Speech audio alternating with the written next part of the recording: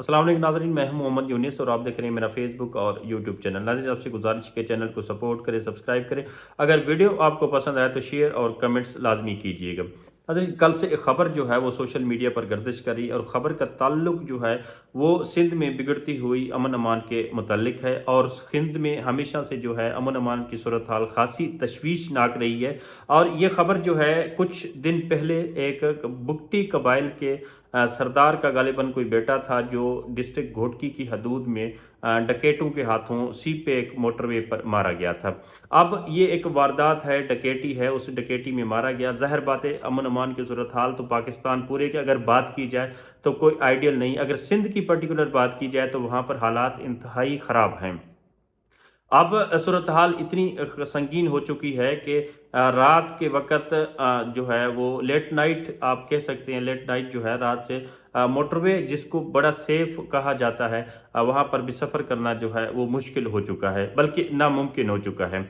आए दिन इस तरह की वारदातें होती हैं, आए दिन इस तरह की डकैतियाँ होती हैं। और उसके अलावा भी जो हमारा डिस्ट्रिक्ट घोटकी है और डिस्ट्रिक्ट घोटकी का अमन अमान है और उसके हवाले से तावान जो है वो दिया जाता है और मुख्तलिफ किडनैपिंग की जाती है, बड़े हरबे चलाए जाते हैं जिसके बारे में आप मुझसे बेहतर जानते हैं इस हवाले से। लेकिन अब की बार जो सिचुएशन ख़राब हुई है वो सिचुएशन ये ख़राब हुई है कि जो कल्प पर बुगटी हैं, जो एक बुगटी कबाइल का एक आप सेक्ट कह सकते हैं या उनका एक सेगमेंट कह सकते हैं, उन्होंने डायरेक्ट थ्रेट किया है और इल्ज़ाम लगाया है हमारे डिस्ट्रिक्ट घोटकी के लोकल सरदार हैं मीर शहरियार अमन खान शर साहब।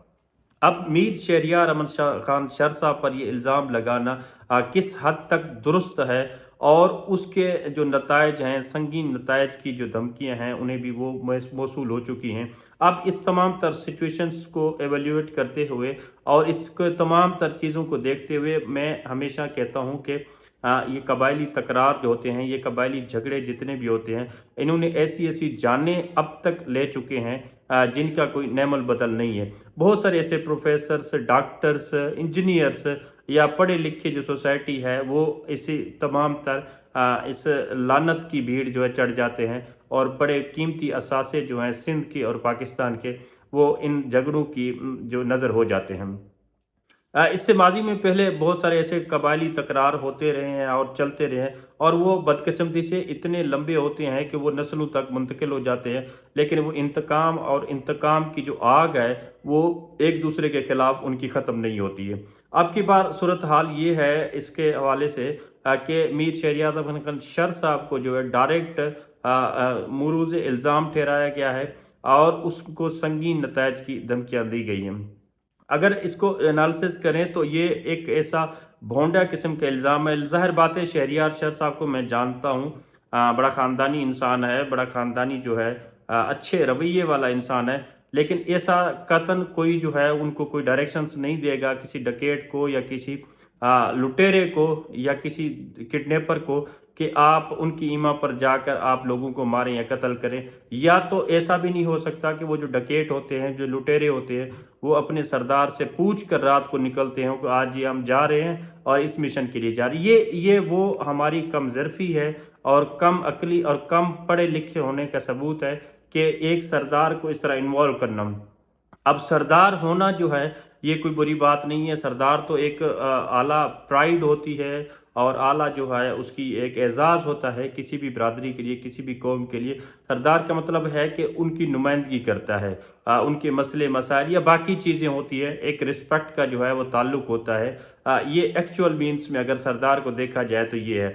अगर तो इस सेंस में मिसाल के तौर पर अगर किसी के पास सबूत हैं या इस तरह से डायरेक्ट किसी को हिट करना और थ्रेट करना, मैं नहीं समझता कि ये कोई मुनासिब अमल होगा बुगटी ब्रदर्स की जानब से या बुगटी कबाइल की जानब से। अब इसमें होगा क्या, इसमें प्री जो कॉशनरी मैयर्स है वो लेने बहुत ज़रूरी हैं क्योंकि जानें बहुत कीमती होती है। जिनकी जान चली गई वो भी कीमती थी और जिनको थ्रेट किया जा रहा है ये भी जान कीमती है। ये असल में हमारे फेसेस होते हैं, ये हमारे चेहरे होते हैं। इनको नुकसान या किसी भी इंसान को जो है वो नुकसान पहुंचाना जो है वो कतन कहीं भी जायज़ नहीं है, ना ही किसी की फेवर में होता है।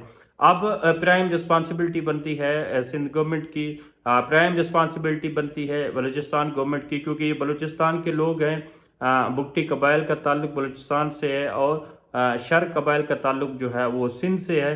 और ये सिंध और बलूचिस्तान दोनों की पॉलिटिक्स को सामने रखते हुए इन दोनों की रिस्पॉन्सिबिलिटी ये बनती है कि इन तमाम मामले को इंक्वायर आउट किया जाए और देखा जाए और इसका सलूशन जो है ना एज सून एज पॉसिबल जो है वो निकाला जाए कि ये ना हो कि कोई बीच में शरपसंद इंसान उठें और जिसको इल्ज़ाम दिया जा रहा है उसको नुकसान पहुंचाए या उसी इल्ज़ाम की बीट पर उनके बाकी जो ज़ाहिर बात मुखालफिन होते हैं मुमकिन तौर पर बहुत सारी चीज़ तो उसमें कोई और उन्हें इल्ज़ाम पहुंचा नुकसान माजरत के साथ पहुंचा के जाए।